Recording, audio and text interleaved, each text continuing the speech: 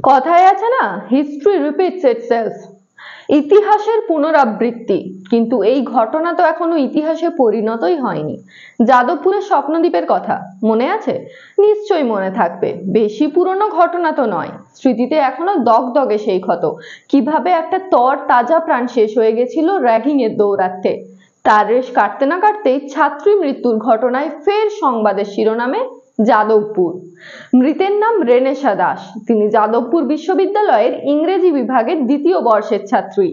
অভিযোগ, বিশ্ববিদ্যালয়ের দুই সিনিয়র নাকি রেনেসাকে জোর করে মাদকের নেশায় আসক্ত করতে চেয়েছিলেন, যা নিয়ে বেশ কিছুদিন ধরেই মানসিক অবসাদে ভুগছিলেন রেনেসা।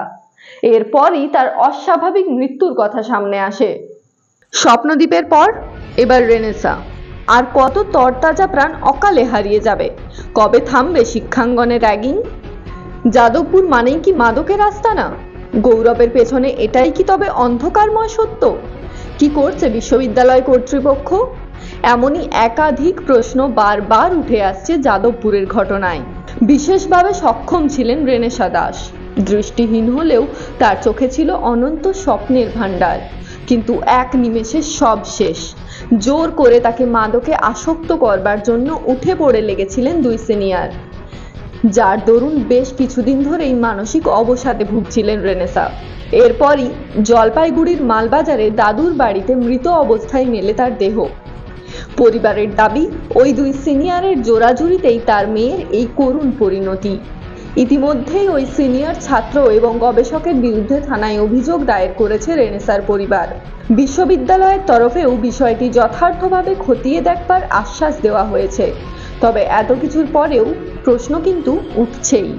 তবে কি কর্তৃপক্ষ র্যাগিং আটকাতে বিফল, নাকি শিক্ষার গৌরবের আড়ালে যাদবপুর স্রেফ এখন র্যাগিং এর আতুর ঘর? Bureau report, AVN Bangla.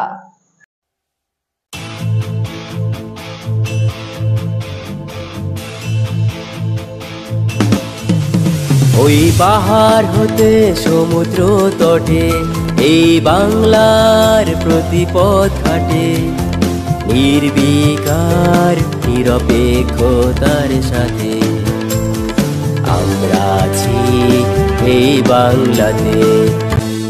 AVN, রং ছাড়াই রঙিন।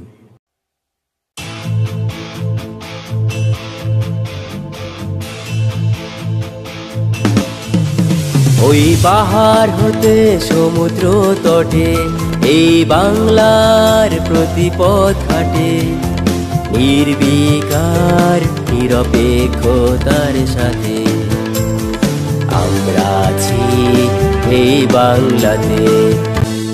এভিএন, রং ছাড়াই রঙিন।